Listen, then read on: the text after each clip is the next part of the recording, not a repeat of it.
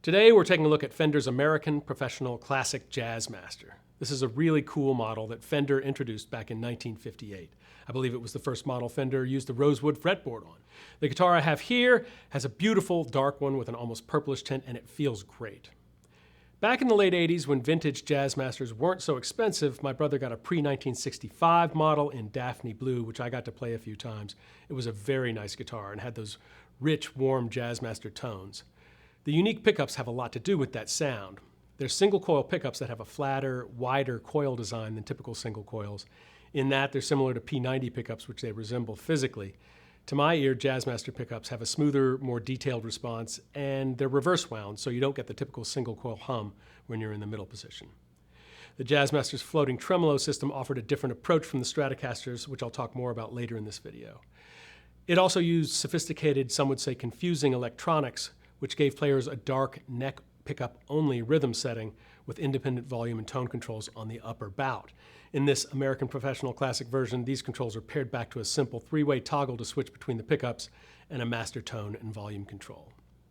Originally and unsuccessfully marketed to jazz players, Jazzmasters got popular with surf bands like the Ventures. When sales waned in the 70s, shoestring budget punk and other underground guitarists snapped up vintage models for low prices throughout the 70s and into the 90s. Some of these artists, like Elvis Costello, Robert Smith of The Cure, and Dinosaur Jr.'s Jay Mascis, forged indelible musical legacies with Jazzmasters. They continue to appeal to all sorts of guitarists, and I've seen a lot of great players take them up. They're not as common as Fender's Strats and Tellys, and I get the sense that a lot of players who stick with Jazzmasters do it because of the differences: the offset contoured body, the fabulous vibrato system, and the unique pickups. Fender has produced a lot of iterations of the Jazzmaster. This high-value, vintage-inspired model is within reach for a lot of players, making it a great choice for Jazzmaster players looking to upgrade to an American-made model, or for those yet-to-be converted players who've never tried one. Let's orient ourselves among the different lines in Fender's universe, because there are enough of them that it can be a little confusing at first. Everything generally fits into good, better, and best build quality levels, and their prices reflect that. And at each level, there are a few different flavors, from more vintage spec to more modern. Fender's entry level is the Standard series, then you jump up to the Made in Mexico Player 2 series and the Ventura 2 series. From there, you step up into the American-made Fenders with this American Professional Classic series and the 70s-inspired American Performer series. Continuing up the line of American-made Fenders, you can go for the American Professional 2, American Ultra 2, American Vintage 2, and finally the American Ultra Luxe series. All right, let's take a closer look at this Jazzmaster. It's got an alder body, which is a wood that Fender has been using since very early days, and it comes in 4 durable gloss urethane finishes: this beautiful faded Dakota Red, plus faded Firemist Gold, faded Sherwood Green Metallic, and 3-color Sunburst. And all these models appropriately feature rosewood fingerboards. The maple neck has a comfortable modern C shape that fits comfortably in my hand and has a warm vintage tint and smooth satin urethane finish that feels really nice. And it's secured to the body with a traditional 4-bolt neck plate with the Fender logo on it. The fretboard uses a 9.5-inch radius with 22 medium jumbo frets, which invites easier string bends and single note runs than Fender's tighter vintage 7.25-inch radius. And it's got a synthetic bone nut that lets the strings move smoothly through its slots and has a comfy but spacious 1.685-inch width. And you access the truss rod at the headstock, which means you don't have to take the neck off to adjust the relief like you do on true vintage spec models. The vibrato bridge on the Jazzmaster is part of what makes it special, and this model uses a Mustang-style bridge with roller saddles. That gives you better intonation, adjustability, and tuning stability compared to the original style. It's got a pop-in tremolo arm and a floating vibrato system that, by design, is more stable than a Strats. You can bend strings without pulling the others sharp. And then there's this trem lock button that essentially decks your vibrato. So in the unlock position, you can pull up on the bar to push a note higher or press down on the bar to push it lower. With the button locked, you can only push down. To do that on a Strat, you have to get into the back of the guitar and tighten the spring claw screws. Why would you want to do this? For one thing, it increases stability, so double stops and bends are more precisely in tune, and if you break a string, the others will stay in tune, unlike on a Strat, with the trem floating, where if you break a string, everything goes out of whack. Also, with this design, the strings pass over the bridge and into the tailpiece, so you can play around with behind-the-bridge atmospheric shading. The headstock looks like the original, with the spaghetti-style Fender logo. Its vintage-style classic gear tuning machines use the venerable and ingenious split-shaft design where you simply stick the end of the string straight down into the hole, give it a 90-degree bend through one side of the shaft, and tighten it up to tune.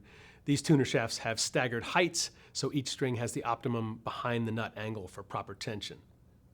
These are Coastline 65 single-coil neck and bridge pickups, which Fender says are slightly overwound to give them a slightly higher output and warmer tone. That makes it easy to dial in rich bloom on the neck pickup, sparkling bite on the bridge, and buttery chirp with both pickups engaged.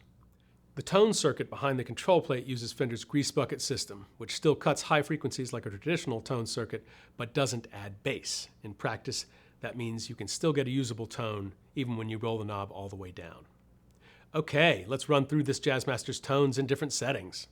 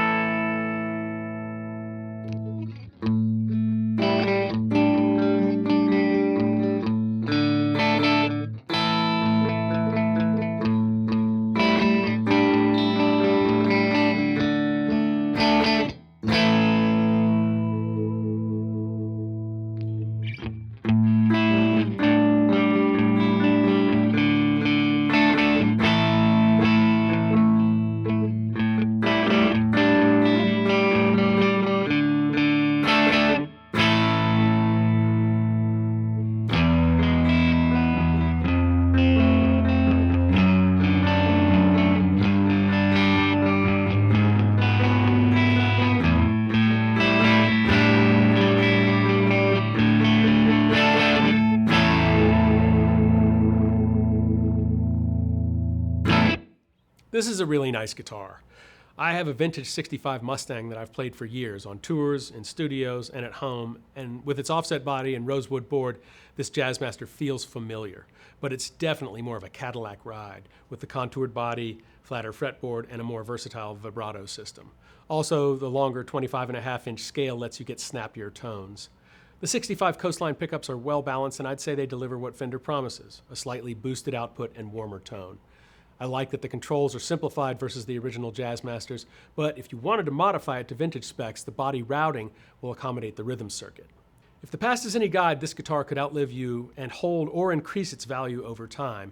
It comes with a deluxe gig bag with 3 pockets for your cables, strap, extra strings, cheat sheets, and what have you, and it has comfortable shoulder straps so you can throw it on your back, grab your amp, and get to the gig. In my opinion, this American Pro Jazzmaster sits in a pretty sweet spot for what I look for in today's Fender guitars. Great value, specs, and sound with build quality that I know will stand the test of time. That wraps up our look at the American Professional Classic Jazzmaster, but if you have questions about anything we've covered or anything we didn't, or if you want to learn more about other Fender guitars, get in touch with us here at Crutchfield today.